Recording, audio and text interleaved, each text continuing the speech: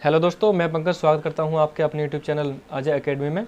तो आप लोगों ने मेरी पहले वीडियो को बहुत ज़्यादा प्यार दिया, उसके लिए तहे दिल से शुक्रिया। तो अब ये मेरी ईबीएस की सेकंड क्लास है। तो चलिए जानते हैं परिवार और फैमिली होता क्या है। परिवार और मित्र, ठीक है। फैमिली और फ्रेंड्स क्या होते हैं, यानी परिवार। फैमिली जो कि लैटिन भाषा का शब्द है, ठीक, जो कि फैमिली शब्द से बना है, इसी को ही हम क्या कहते हैं, परिवार कहते हैं, ठीक है। एक्चुअली में परिवार होता क्या है, ये रक्त संबंधी होता है। और जो मित्र होते हैं वो होते हैं रक्त संबंधी नहीं होते हैं, मतलब ये रक्त संबंधित होता है और ये रक्त संबंधित नहीं होते हैं, ठीक। अभी हमारे पास दो प्रकार का होता है परिवार, तो चलिए देखते हैं आगे। परिवार दो प्रकार का होता है, जैसे नंबर एक एकल परिवार और नंबर दो संयुक्त परिवार, ठीक है। एकल परिवार क्या होता है हमारे पास, जिसमें मतलब पति पत्नी व उनके अविवाहित बच्चे, यानी कि पति पत्नी होते हैं और उनके जो बच्चे होते हैं वो अविवाहित होने चाहिए, तो यही हमारा क्या होता है, एकल परिवार होता है, ठीक है। अब इसका दूसरा जो टाइप होता है वो होता है संयुक्त परिवार। संयुक्त परिवार में क्या क्या होता है, इस परिवार में दो तीन पीढ़ियां सम्मिलित होती हैं, जैसे चचा ताऊ, दादा दादी हैं, ये सारी मतलब दो तीन पीढ़ी कुल मिलाकर होती हैं, तो इसी परिवार को हम कहते हैं संयुक्त परिवार। तो चलिए आगे चलते हैं। देखिए कुछ प्रमुख विद्वान हैं जिनके मतलब कुछ राइटर्स हैं। नंबर एक रूसो ने क्या कहा है बालकों के बारे में, समाज बालकों को दूषित करता है। रूसो कहते हैं पिता बालक को प्रकृति की गोद में शिक्षा दे, यानी कि रूसो ने कहा है कि जो सोसाइटी होती है हमारी बालक को दूषित करती है, इसलिए मतलब पिता को भी सर्वोपरि माना है इन्होंने कि प्रकृति की गोद में शिक्षा दें, ठीक है। अब दूसरे राइटर आते हैं पेस्टोलॉजी ने क्या कहा है, इन्होंने कहा है औपचारिक रूप से शिक्षा को दिया जाए, यानी कि बालक प्रथम यानी कि पहली पाठशाला परिवार होती है, बालक की जो पहली पाठशाला होती है वो परिवार होता है हमारा, ठीक है। अब ये देखते हैं फ्रोवेल, इन्होंने क्या कहा है, माता आदर्श अध्यापिका होती है, इन्होंने मतलब माता को सर्वोपरि रखा है फ्रोवेल ने, इसलिए बच्चे को घर पर ही शिक्षा दी जाती है या दी जानी चाहिए, ठीक है। फ्रोवेल के अकॉर्डिंग ये बातें कही गई हैं। तो अब देखिए इनकी कुछ एकल परिवार के कुछ प्रॉपर्टीज़ हैं जो इस टाइप से हैं। देखिए मैं बताता हूँ आपको अभी, जैसे ये हो गई प्रॉपर्टीज़ ऑफ न्यूक्लियर फैमिली। एकल परिवार को हम इंग्लिश में बोलते हैं न्यूक्लियर फैमिली। तो इसमें नंबर एक पॉइंट क्या है, बच्चों का जो पालन पोषण होता है वो अच्छा होता है। एकल परिवार की बात चल रही है ये, तो बच्चों का पालन पोषण इसमें जो है अच्छा होता है, ठीक। शिक्षा के अच्छे अवसर मिलते हैं, ठीक है। स्वतंत्र निर्णय का अवसर मिलता है, ठीक है। और नंबर चार क्या है, परिवार कलह की संभावना कम होती है, यानी परिवार में कोई ज़्यादा डिस्टर्बेंस नहीं होती है। एक लाइन सुनी भी होगी आपने कि एकल परिवार सुखी परिवार करके इस टाइप से। तो चलिए अब इसके कुछ दोष हैं, यानी कि डिसएडवांटेज ऑफ न्यूक्लियर फैमिली, ठीक है। पहला डिसएडवांटेज क्या है इसका, संकट की दृष्टि से दिक्कत, जैसे कि अचानक कोई इमरजेंसी पड़ जाए तो एकल परिवार सदस्य ज़्यादा होते नहीं हैं, तो इस वजह से बहुत सारी दिक्कतें फेस करनी पड़ती हैं। बच्चों की देखभाल कम, यानी कि इसमें मतलब बच्चों की देखभाल उस टाइप से कम हो पाती है।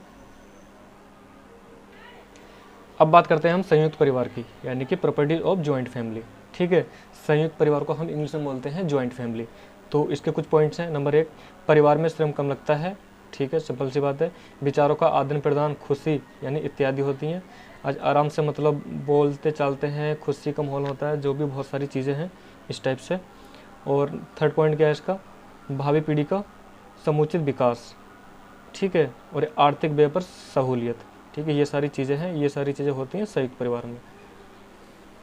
इसके भी दो डिसएडवांटेज हैं इस टाइप से, पारिवारिक कलह होता है, स्त्रियों की दुर्दशा। ये बी वाला पॉइंट कुछ खास नहीं है, ऐसा कुछ नहीं है कि इस संयुक्त परिवार में स्त्रियों की दुर्दशा होती है, ऐसा कुछ नहीं है, ठीक है। अब इसके कुछ इंपॉर्टेंट पॉइंट्स हैं, जैसे ये है नोट नंबर 1, बच्चों की प्रथम पाठशाला परिवार होती है। बालक का परिवार ही सबसे पहला स्कूल होता है, बालक का परिवार ही पहला स्कूल होता है, ठीक है। कानूनी रूप से शादी की उम्र, जो मतलब मैरिज की एज होती है लड़की और लड़के की, वो ये होती है फॉर बॉयज़, यानी 21 साल का लड़का होता है और 18 साल की लड़की होनी चाहिए शादी के रूप से, अकॉर्डिंग टू गवर्नमेंट, कानून के अकॉर्डिंग। ठीक है, तो अब देखते हैं कुछ इंपॉर्टेंट क्वेश्चन हैं जो कि यूपी टेट सी टेट में काफ़ी मदद प्रदान करेंगे। तो जैसे पहला क्वेश्चन ये है, परिवार की इकाई क्या है? परिवार ही होती है इसकी इकाई। बच्चों का प्रथम गुरु माना जाता है, यानी कि जो बच्चों का पहला गुरु होता है वो माता मानी जाती है। ठीक है, आदर्श परिवार किसे कहते हैं? वह परिवार होता है जो छोटा परिवार होता है, उसे हम आदर्श परिवार कहते हैं। ठीक, संयुक्त परिवार में मुखिया कौन होता है? संयुक्त परिवार में जो मुखिया होता है वो उस घर का वृद्ध होता है, यानी कि जो उनका बुजुर्ग रहे हों वही, बुजुर्ग रहे हों वही होता है उसके वृद्ध। ठीक, हरे पौधों क्या ग्रहण करते हैं? जो हरे पौधे होते हैं वो क्या ग्रहण करते हैं? यानी कि कार्बन डाइऑक्साइड, यानी कि CO2। ठीक है, तो चलिए आगे देखते हैं। जैसे अभी देखा हमने कि परिवार कितने टाइप के होते हैं, ऊपर देखा संयुक्त और एकल परिवार 2 टाइप के होते हैं, इसलिए ये परिवार 2 प्रकार के होते हैं। ठीक है, जिस परिवार में दादा दादी, चाचा चाची, ताऊ ताई वाला परिवार कौन सा परिवार? ये परिवार जो होता है हमारे पास संयुक्त परिवार होता है, यानी कंप्लीट होल फैमिली करके।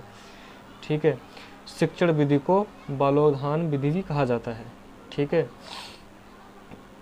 ये किंडरगार्टन विधि इस टाइप से है, इस टाइप से। ठीक, तो ये देखिए पर्यावरण अध्ययन के कुछ इंपॉर्टेंट क्वेश्चन हैं जो कि अदर एग्जाम में भी काम देंगे।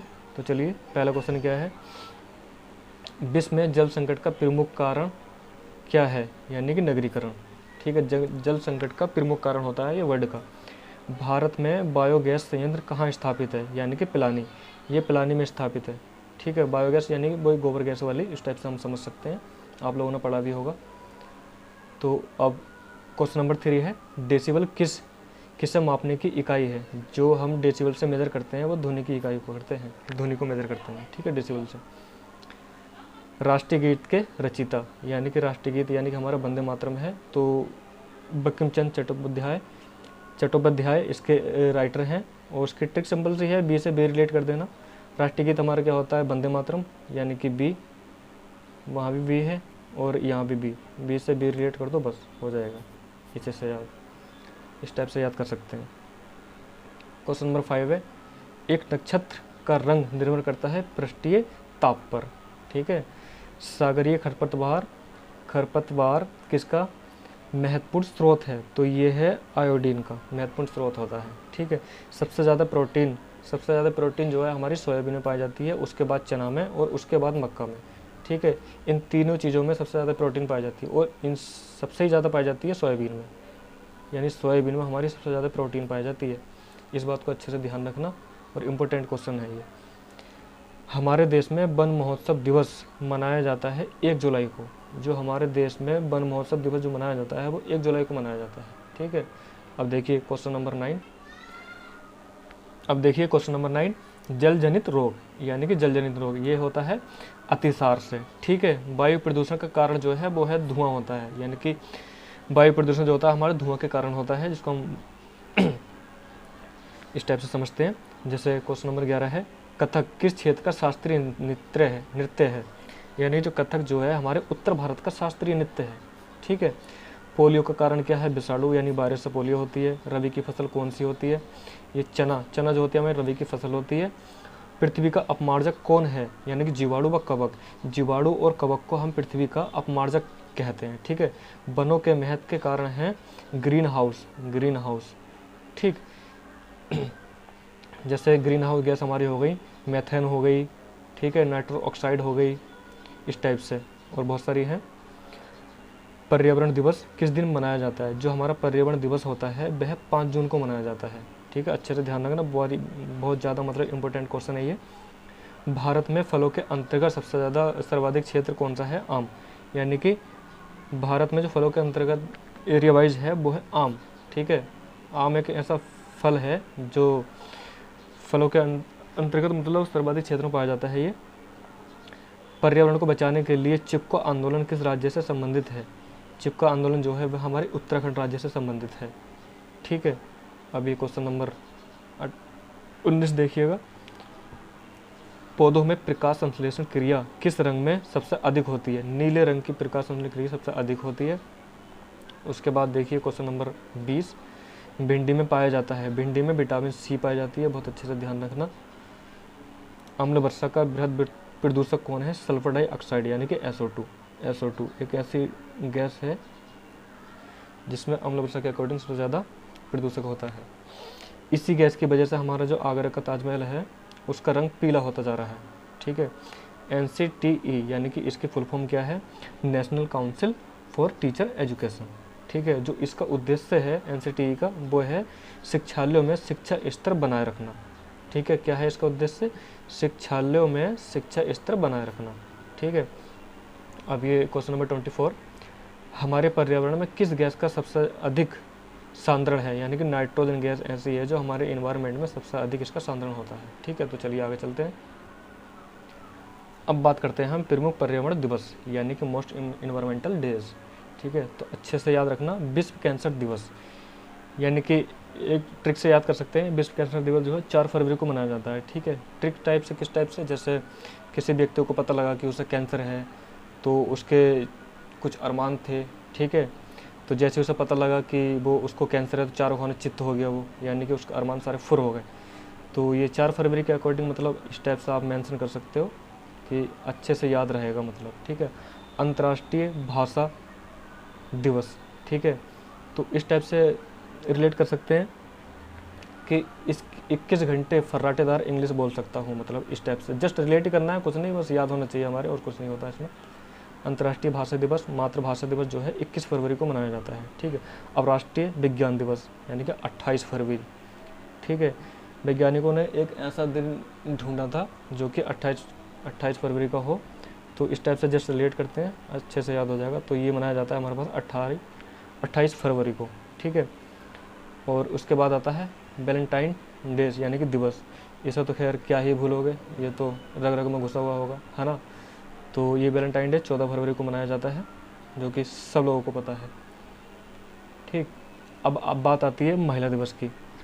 महिला दिवस का सिंपल सा फंडा ये है, जो हमारी मम्मी वगैरह होती हैं, जैसे 4 घंटे किचन में गुजारती हैं, 4 घंटे खाना बनाने में, इस टाइप से, तो ऐसे जस्ट रिलेट करके याद कर लो 8 मार्च करके। ठीक। तो ये महिला दिवस मनाया जाता है 8 मार्च को। टीवी दिवस यानी कि जैसे ही बच्चों की छुट्टी पड़ी है मार्च में, तो 24 घंटे वो टीवी देख रहा है, मतलब उस टाइप से, तो जस्ट रिलेट करना, 24 मार्च को मनाया जाता है। अब बात आती है वन दिवस की। वन दिवस यानी कि 21 मार्च को मनाया जाता है। इसके मतलब किस टाइप से डिफाइन कर सकते हैं, जैसे हमें सिंपल तरीके से याद रहे, तो वन दिवस यानी कि मार्च में 1 या 2 पेड़ लगा दो किसी चीज़ के भी, तो ये बस 21 मार्च वन दिवस।